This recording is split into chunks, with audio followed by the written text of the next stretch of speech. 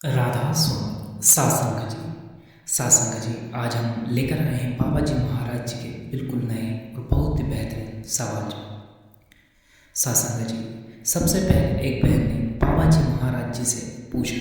उन्होंने कहा, बाबा जी, जिन्हें नामदान मिल चुका है उसके बाद अगर कोई व्रत करता है तो क्या यह ठीक बात है? सासंग जी, बाबा जी ने फरमाया कि बेटा, जो भी धर्म से आप जुड़े हैं या उस धर्म की जो परंपराएं हैं उसे जरूर निभाना चाहिए, लेकिन व्रत रखने का संबंध सिर्फ स्वास्थ्य से है। इसका सीधा संबंध आध्यात्म से नहीं है। असली भक्ति आत्मा से पहचान करने में होती है। सासंग जी, बाबा जी समझाते हैं कि भजन सिमरन की तुलना इन चीज़ों से नहीं करनी चाहिए। बाबा जी ने आगे समझाया, जब तक हम अपना ध्यान अंदर की ओर नहीं लगाएंगे तब तक सच्चाई की पहचान हम नहीं कर पाएंगे। फिर किसी ने कहा, बाबा जी, मैं कभी कभी परिस्थितियों में घबरा जाती हूँ और डर जाती हूँ। बाबा जी ने उन्हें बहुत ही प्रेम से समझाते हुए फरमाया कि बेटा, रोज़ सूरज नहीं निकलता, ठीक उसी तरह से रोज़ बारिश भी नहीं होती, रोज़ बादल नहीं छाते। अगर हर दिन सिर्फ सूरज ही निकले तो सब कुछ जल जाएगा, और अगर सूरज हमेशा छुपा रहे तो भी सही नहीं होगा। इसका मतलब है कि जीवन में हर चीज़ का संतुलन जरूरी है। हमें अपना ध्यान समस्या पर नहीं, समस्या के समाधान पर रखना है। अगर हम समस्या पर ध्यान देंगे तो समस्या और बढ़ती चली जाएगी।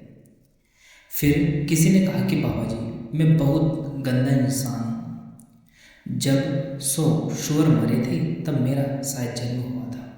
मैं बहुत नीच इंसान हूँ। बाबा जी ने कहा, बेटा, यहाँ सब में कोई ना कोई कमी है। अपने आप को छोटा दिखाने से कुछ नहीं बनना। हमें खुद को नीचा नहीं समझना चाहिए, बल्कि मालिक के हुक्म में रहकर अच्छा करने का प्रयास करना चाहिए।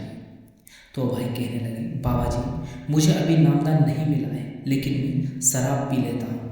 आप मुझ पर मेहर करें ताकि मैं यह आदत छोड़ सकूँ। बाबा जी महाराज जी ने यह बहुत ही शब्द लफ्ज़ों में समझाया।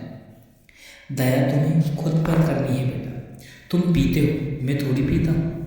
बाबा जी बोले कि कई बार हम अपनी आदतों का जिम्मा दूसरों पर, माहौल पर डाल देते हैं। उस भाई ने अपनी कम्युनिटी का भी जिक्र किया, लेकिन बाबा जी ने कहा कि किसी का नाम लेने की ज़रूरत नहीं है। आप जी ने कहा, क्या कोई तुम्हें ज़बरदस्ती पिलाता है? अगर कोई पीता भी है तो वहाँ उसकी अपनी मर्जी से है। हमें अपनी जिम्मेदारी खुद समझनी चाहिए। वहाँ व्यक्ति फिर कोई कहानी सुनाने लगा, लेकिन बाबा जी ने रोकते हुए कहा, हमें कहानियों से क्या लेना देना। जो हम करते हैं उसका फल हमें ही भोगना पड़ता है। इसलिए अपने ऊपर ध्यान दो, अच्छे इंसान बनो, मालिक अपने आप सब कुछ ठीक कर देगा।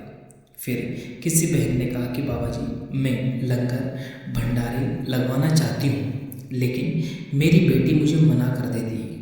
इस पर बाबा जी ने हल्के और मज़ा के अंदाज में फरमाया, यह बताओ, वह तुम्हारी माँ है या तुम उसकी माँ हो? बाबा जी ने फिर और मज़ा के अंदाज में फरमाया कि अपनी बेटी को बोलो कि वो चुपचाप बैठी रहे। यह सुनते ही संगत फिर जोर जोर से हंसने लग जाती है। फिर एक भाई ने पूछा, बाबा जी, मुझे कामकाज में कई बार सफलता नहीं मिलती। मेरी धर्म पत्नी भी कहती है कि तुम सफल ही नहीं हो सकते। सासंग जी, बाबा जी महाराज जी ने समझाया कि बेटा, अक्सर घर में पत्नियां अपने पति को कमी समझाती हैं। वह कह देती है कि तुम कुछ नहीं कर सकते, लेकिन इसका मतलब यह तो नहीं कि हम उनकी बात को सच मान लें। हमें बेटा मेहनत करते रहना चाहिए। तब उस भाई ने एक और बात कही, बाबा जी, जब मैं ज़्यादा रोटी खाता हूँ तो मेरी पत्नी कहती है कि इससे उम्र कम हो जाएगी। बाबा जी हंसते हुए कहने लगे, यह बात तो मैंने पहली बार सुनी है कि ज़्यादा रोटी खाने से उम्र कम हो जाती है। बाबा जी ने कहा कि जितना भूख हो उतना खाओ। ज़रूरत से ज़्यादा खाएंगे तो स्वास्थ्य जरूर खराब हो जाता है, लेकिन अगर भूख से भी कम खाएंगे तो शरीर में जान कैसे आएगी।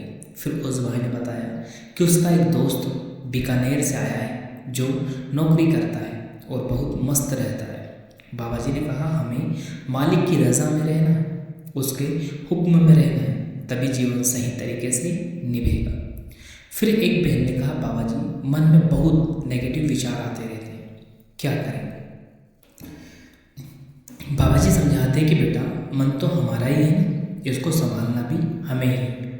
जब नेगेटिव विचार मन में आए तो ध्यान को अच्छी तरफ किसी अच्छे काम में लगाना शुरू कर दें। मन से अपने आप नेगेटिव विचार खत्म होते चले जाएंगे। फिर वह बहन कहने लगी, बाबा जी अंत समय में हमें लेने आप जी ज़रूर आना।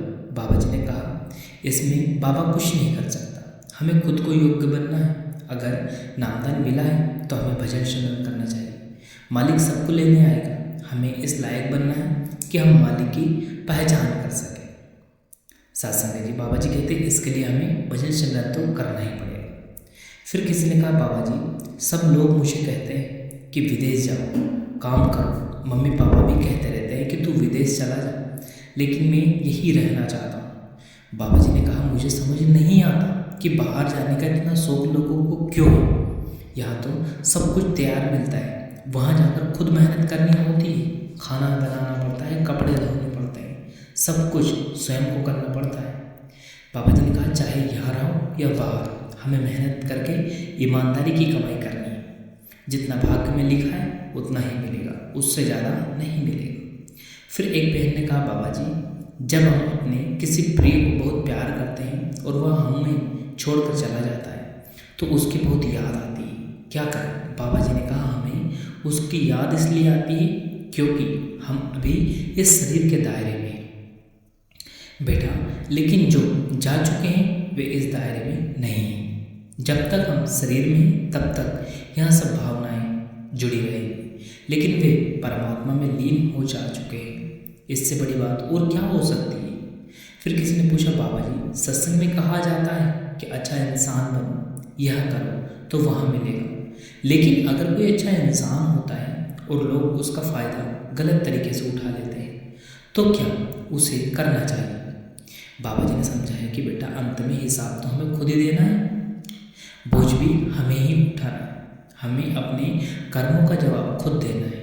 इसलिए हमें अपने कर्मों का ध्यान स्वयं रखना चाहिए, ना कि इस बात का कोई फ़ायदा उठा रहा है या नहीं, इस पर हमें ध्यान नहीं देना चाहिए। अगर कोई फ़ायदा उठा भी रहा है तो उसके अपने कर्म बने, हमें अपने कर्मों पर ध्यान देना है, हमें किसी के साथ गलत नहीं करना। फिर किसी ने पूछा, बाबा जी कई बार ऐसा होता है कि हम गुस्से में, क्रोध में या यूँ कह लें कि जल्दबाजी में किसी को या कभी कभी अपने माता पिता को ही गलत कह देते हैं, और जब हमें पछतावा होता है तो हम सोचते हैं कि हमने ऐसा क्यों किया, तो उसे ठीक कैसे करें। तो बाबा जी ने कहा, बेटा माता पिता हमेशा अपने बच्चों का भला ही सोचते हैं। यह जो फ़र्क है वह पीढ़ियों का अंतर है। हर व्यक्ति जिस माहौल में पला बड़ा है उसकी सोच उसी हिसाब से बनी होती है। उनकी सोच भी अपनी जगह सही है, लेकिन विचारों में अंतर होना स्वाभाविक है, इसलिए यहाँ टकराव की बात हो जाती है। अब हमें सोचना चाहिए कि टकराव की बजाय हमें बैठकर हर समय उस समस्या का समय निकालकर निवारण करना चाहिए, और जो बात प्यार से बन सकती है वह किसी और से नहीं। सत्संग जी बाबा जी कहते हैं कि आजकल माता पिता भी जल्दबाजी में रहते हैं और हम भी बहुत जल्दबाजी करते रहते हैं, इसलिए हमें बड़े ही शांति से और सोच समझकर कोई डिसीजन लेना चाहिए।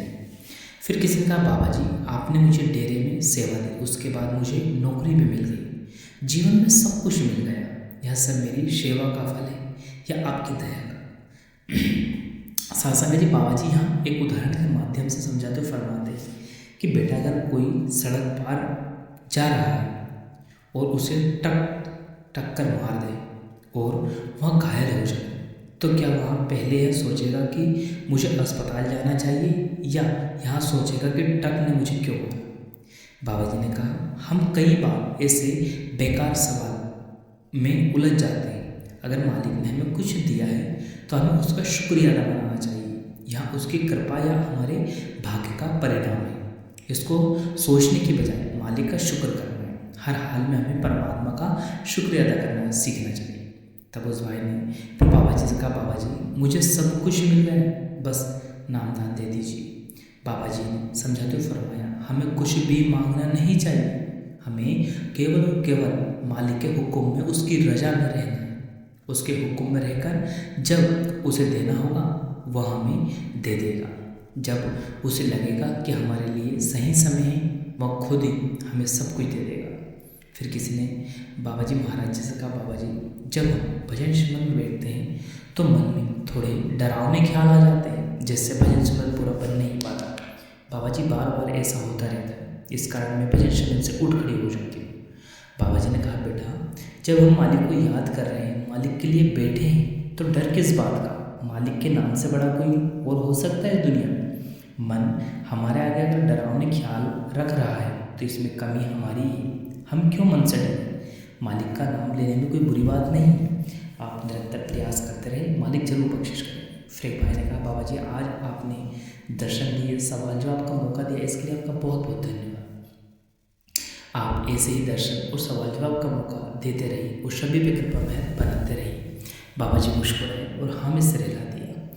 इसके बाद एक बहन कहने लगी, बाबा जी उम्र बहुत ज़्यादा हो गई, जब भजन और शिविर पर बैठते हैं तो अधिक समय तक बैठा नहीं जाता, क्या बाबा जी किसी अन्य चीज़ का सहारा ले सकते हैं। तो बाबा जी ने समझाया, बेटा जैसे मैं कुर्सी पर बैठा हूँ ऐसे आप किसी सोफे या तकिए का सहारा लेकर भजन पर बैठ सकते हैं, लेकिन ध्यान रखना है हमें भजन और शिविर पर ज़रूर बैठना है। सासंग जी, तो यह बाबा जी महाराज जी और संगत के बीच हुए कुछ चुनिंदा सवाल जवाब है जो हमने इस वीडियो में आप जी तक शेयर किए हैं जी। आप जी को यह वीडियो कैसा लगा, अगर पसंद आया तो वीडियो को लाइक करें, शेयर करें, कमेंट बॉक्स में राधा सॉन्ग लिखकर भजन सिमरन का सफ़र यूट्यूब चैनल को आप जी जरूर सब्सक्राइब करें जिससे कि आपको ऐसे वीडियो मिल सके जी।